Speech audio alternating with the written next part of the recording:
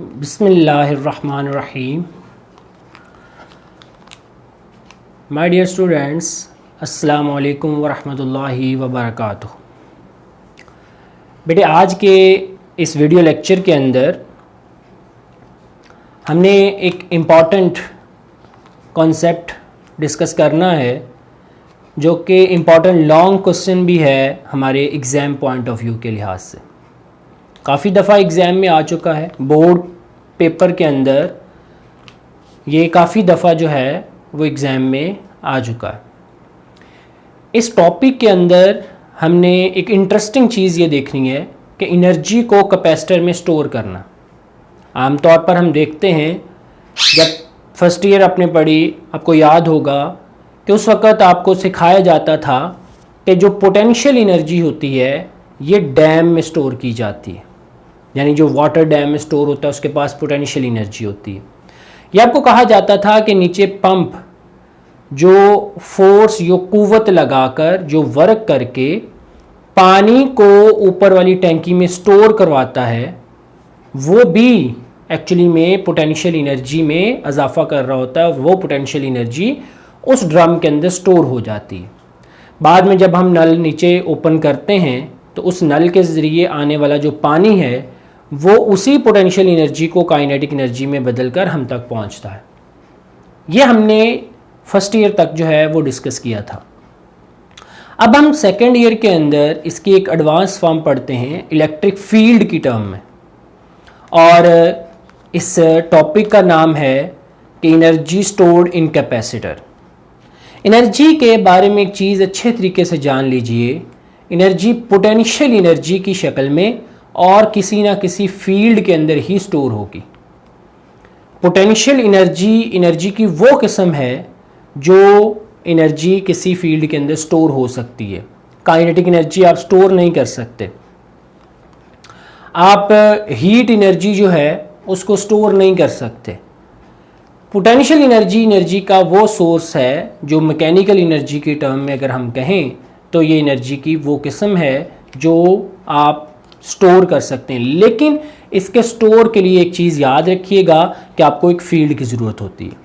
तो पहला पॉइंट जो हमें यहाँ से मिला, इंपॉर्टेंट पॉइंट, कि energy is stored in the form of potential energy in any kind of field.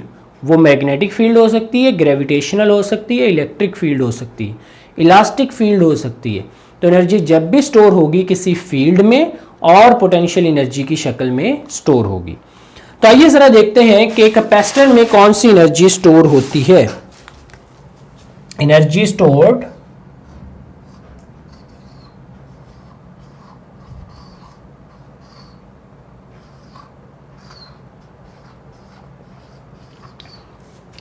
In capacitor.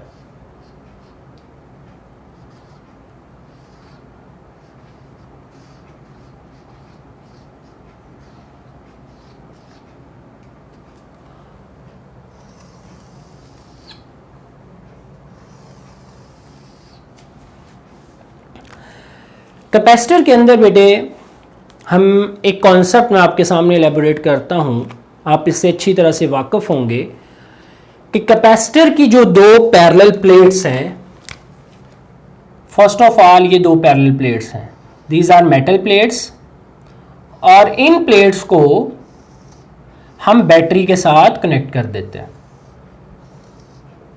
Positive terminal of the battery, negative, positive, negative, ये मैंने बैटरी के साथ इसको कनेक्ट कर दिया। चाहे तो हम इधर स्विच भी लगा लें। जैसे ही हम स्विच को ऑन करेंगे तो पहले कैपेसिटर की प्लेट के ऊपर कोई चार्ज नहीं है, तो कैपेसिटर की प्लेट पर पोटेंशियल ज़ीरो माना जाएगा। हम कहेंगे कि कैपेसिटर चार्जलेस है। जहाँ पे चार्ज नहीं है वहाँ पे पोटेंशियल भी नहीं है।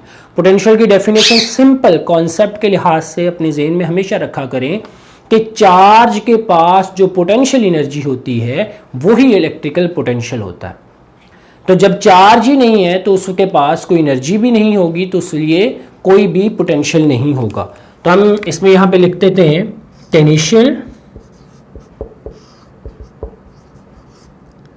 Initial charge is 0, so electric potential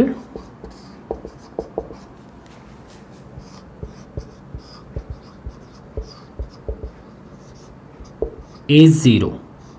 तो मैं यहाँ पे VI लिख लेता हूँ, डेट इज इक्वल टू 0। अब क्या होता है कि आपने स्विच ऑन कर दिया, स्विच ऑन किया तो ये फुली चार्ज अचानक नहीं होगा, it take some time. Charges flow करेंगे, वो टाइम लेंगे, बेशक वो टाइम माइक्रो सेकेंड या नैनो सेकेंड में ही क्यों ना हो, हम कहते हैं कि वो टाइम ज़रूर लेंगे। तो जैसे ही बेटे इसके ऊपर पहला पॉजिटिव नेगेटिव चार्ज आता है, इधर पहला पॉजिटिव चार्ज आता है। अब किसी भी एक चार्ज की बात कर लें कि पहला पॉजिटिव चार्ज प्लेट के ऊपर चला गया। अब हमने समझना है कि अगला चार्ज कैसे जाएगा। जब अगला चार्ज जाएगा उस वक्त बैटरी के को मुखालिफ सिमत में अपोज करने वाली एक फोर्स आ चुकी है। ये फोर्स इसको अपोज करेगी और चार्ज को अपने तक नहीं आने देगी। फिर क्या होगा, फिर बैटरी वर्क करेगी।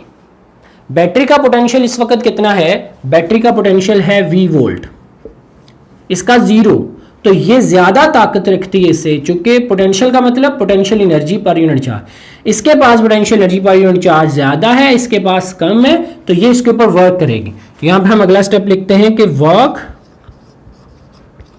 Done by battery cause to store charge. अब ये वर्क डन किसके खिलाफ है, ये वर्क डन इस नेगेटिव चार्ज के खिलाफ है।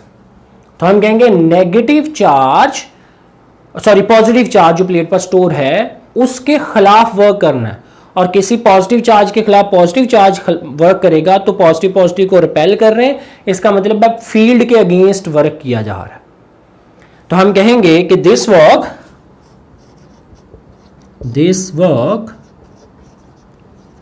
अगेंस्ट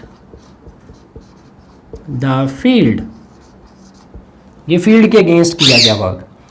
और अब आपको वो बात अच्छे तरीके से याद आएगी कि किसी भी, वो जो पोटेंशियल वाले टॉपिक में मैंने बताई थी, कि किसी भी फील्ड के अगेंस्ट किया गया वर्क चार्ज की पोटेंशियल एनर्जी में इजाफा करेगा। यहां पे मैं दो बातें निकालनी है, अपने इसको ध्यान से लाइन को सुनना कि बैटरी ने फील्ड के अगेंस्ट वर्क किया, बैटरी का फील्ड के अगेंस्ट वर्क किया, वो चार्ज की पोटेंशियल एनर्जी में इजाफा करेगा। कौन सा चार्ज, जो चार्ज बैटरी से निकलकर जा रहा है, ठीक है, उसको आगे से रिपल्शन मिल रही है, जितनी ज्यादा रिपल्शन मिलेगी उतनी उसकी पोटेंशियल एनर्जी ज्यादा होगी।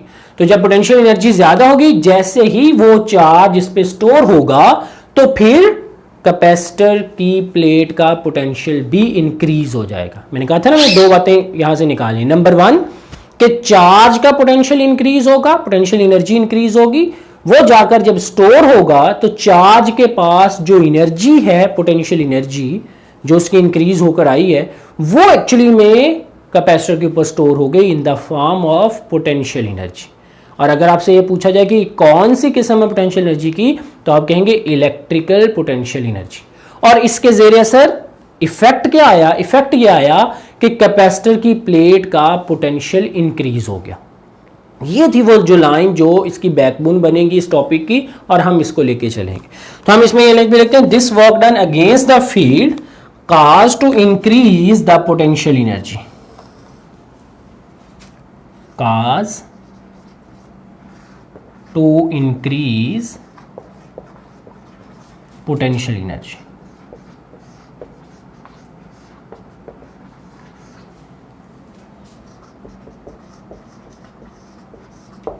ये पोटेंशियल एनर्जी को इंक्रीज कर दे। और ये जो पोटेंशियल एनर्जी इंक्रीज हुई है चार्ज की, this charge store on capacitor, तो हम कहेंगे energy stored in the form of electrical potential energy. तो हम energy stored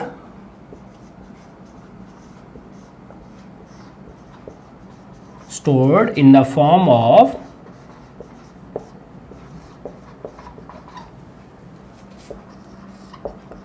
electric potential energy। अब इससे इफेक्ट क्या आएगा? इससे इफेक्ट ये आएगा कि कैपेसिटर की प्लेट का पोटेंशियल इंक्रीज हो जाएगा। ठीक है, जो कैपेसिटर की प्लेट्स हैं इनका पोटेंशियल इंक्रीज हो जाएगा। तो हम कहेंगे due to this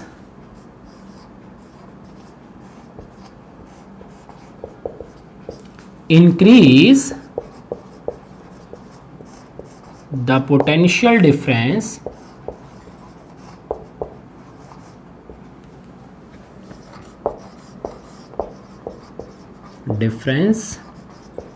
between plates of capacitor। Capacitor की प्लेट्स के दरमियान में पोटेंशियल डिफरेंस इंक्रीज आ जाए। अब क्वेश्चन ये है कि पोटेंशियल डिफरेंस कितना इंक्रीज करेगा। अब अगला चार्ज स्टोर होगा तो डेफिनेटली दो चार्जेस जो इसके ऊपर मौजूद हैं ये दो रिपेल करेंगे, तो बैटरी को और ज्यादा वर्क करना पड़ेगा। तो जो तीसरा चार्ज है उसके पास ज्यादा पोटेंशियल एनर्जी होगी पहले दोनों से। हाँ, बाद में जब प्लेट पर जाएंगे तो ये एक दूसरे को रिपेल फिर भी कर रहे होंगे, जिसकी वजह से प्लेट के ऊपर पहुंचकर इन तमाम चार्जेस के पास एक जैसी एनर्जी दोबारा से हो जाएगी। लेकिन यहां से जाते हुए तीसरे चार्ज के पास ज्यादा एनर्जी होगी। ठीक है, चौथे चार्ज के पास उससे ज्यादा, पांचवें के पास उससे ज्यादा, इस तरह पोटेंशियल बढ़ता रहेगा बढ़ता रहेगा बढ़ता रहेगा।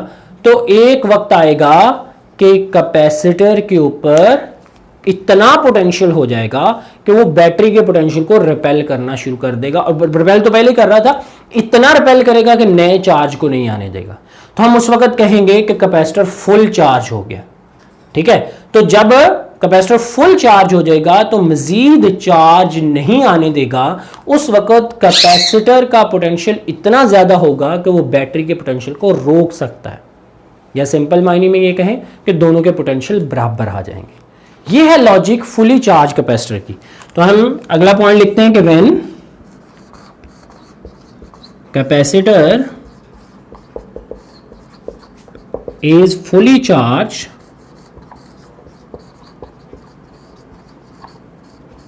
then potential of capacitor equal to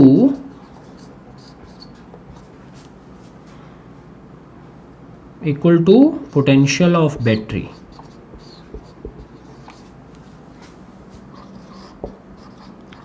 उस वक्त ये बैटरी के पोटेंशियल के बराबर आ जाएगा उसका पोटेंशियल। तो मैं ये कह सकता हूं कि जब फुल चार्ज हो जाएगा तो फाइनल इनिशियल पोटेंशियल कितना था?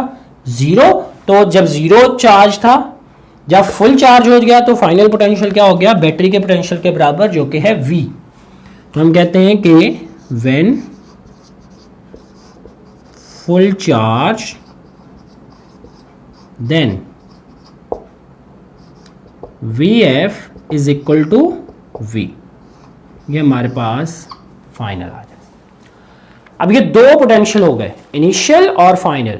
इनिशियल 0 तो फाइनल जो है वो VF that is equal to V। जी बच्चों, अब हम उस वर्क डन जो बैटरी ने किया, पोटेंशियल एनर्जी बढ़ाती गई, उस वर्क डन की वैल्यू को हमने फाइंड आउट करना, जो कि जितना वो वर्क होगा उतनी ही एक्चुअली में पोटेंशियल एनर्जी उस कैपेसिटर के ऊपर स्टोर हो चुकी होगी। तो हम उस वर्क डन की वैल्यू को निकालना चाहते हैं कि कितनी वैल्यू है वो वर्क डन की जिसने कैपेसिटर को चार्ज किया। तो हम calculation of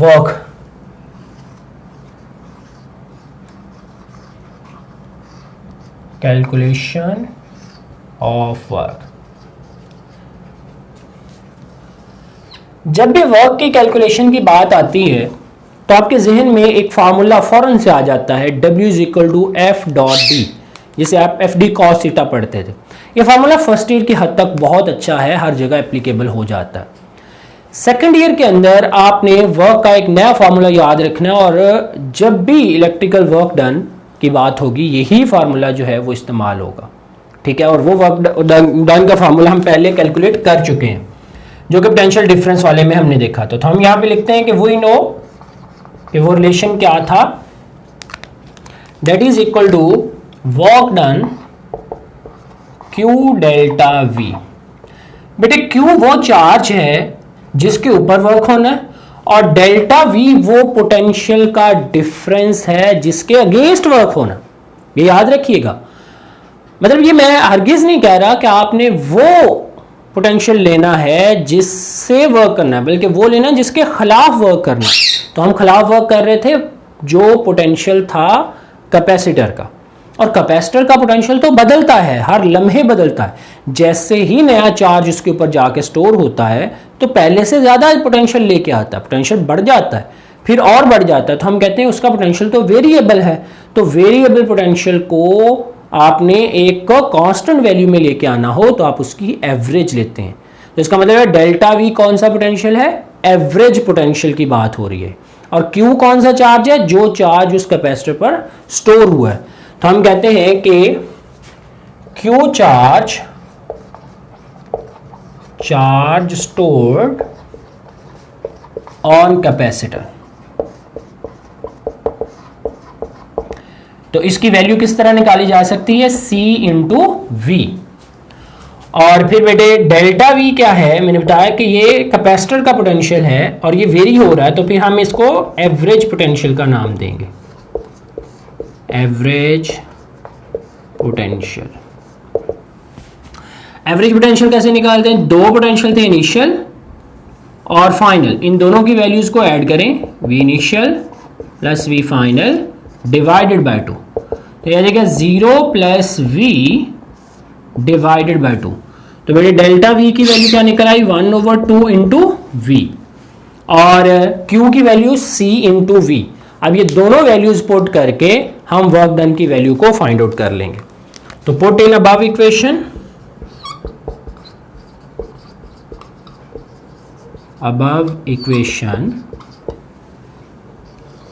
W is equal to Q delta V, और Q की जगह आप लिख लेंगे CV, और डेल्टा V की जगह लिख लेंगे 1/2 into we.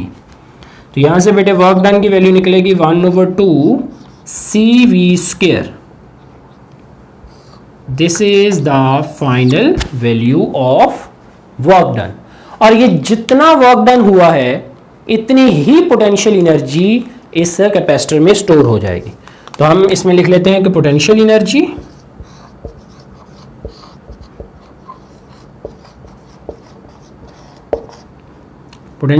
Work done,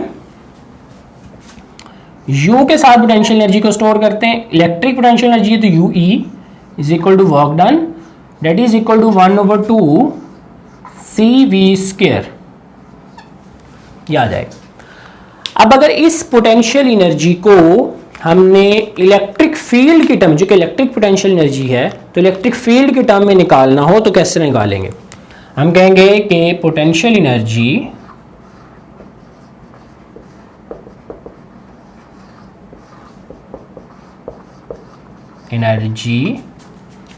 in term of electric field.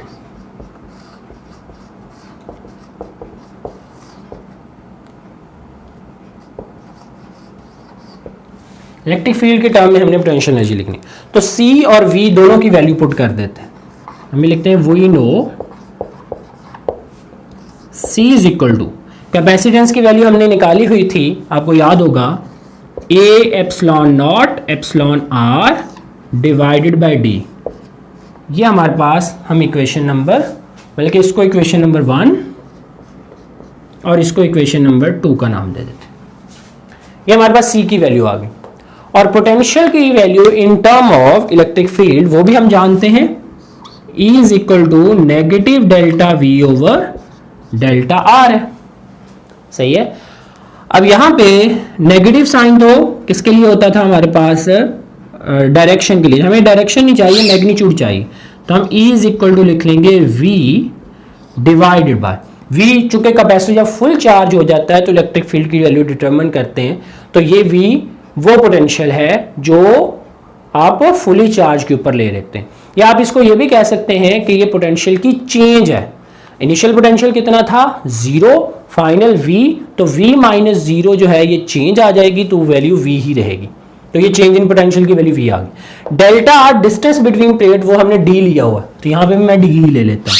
तो ये मेरे पास ई की वैल्यू निकल आई, ये दो वैल्यूज मैंने निकाली। अब यहां से वी की वैल्यू निकाले तो वी इज इक्वल टू आ जाएगा E multiplied by D. This is the third equation जो हम इसमें से निकाले। अब v की वैल्यू भी है, c की भी है, ये दोनों वैल्यूज उसमें पुट करके हम किसकी वैल्यू निकाल सकते हैं? हम बेटे निकाल सकते हैं potential energy in term of electric field. तो इसकी वैल्यूज पुट करें, u e is equal to 1/2, c की जगह आ जाएगा ये वाली amount a epsilon naught epsilon r over d, और v का स्क्वायर हमने लेना, तो हम इसकी जगह लिख देते हैं ई डी और होल का स्क्वायर। अब इसको ओपन करें तो u e is equal to 1/2 a epsilon naught epsilon r over d E square D square आ जाए। कौन सी टर्म इसमें से कैंसिल हो जाएगी? एक डी से कैंसिल हो जाएगी। अब बच्चों इसको मैं थोड़ी तरतीब दे देता हूँ। एरिया को इस डी जो पावर 1 बच गई है इसके साथ लिख लेते हैं। तो U E is equal to 1/2, ये ई स्क्वायर मैं पहले ले आता हूँ, E square epsilon naught epsilon R, और एरिया डी के साथ मल्टीप्लाई हो जाए तो ए डी आ जाएगा।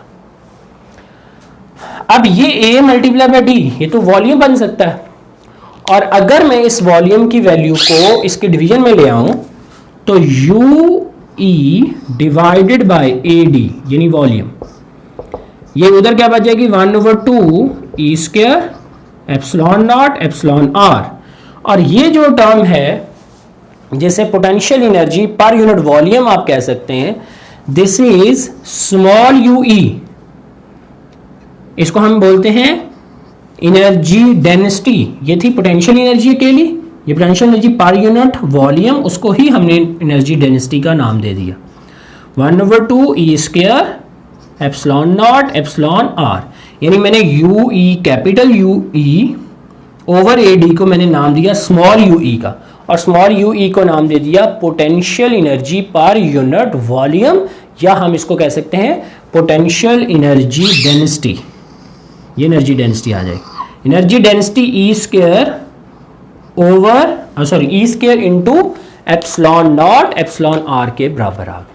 ये तरीकाकार था जी, इस तरह से आप अपनी पोटेंशियल एनर्जी इलेक्ट्रिक फील्ड में जो स्टोर होगी उसकी वैल्यू को कैलकुलेट कर सकते हैं। ओके बेटे, टेक केयर, अल्लाह हाफिज़।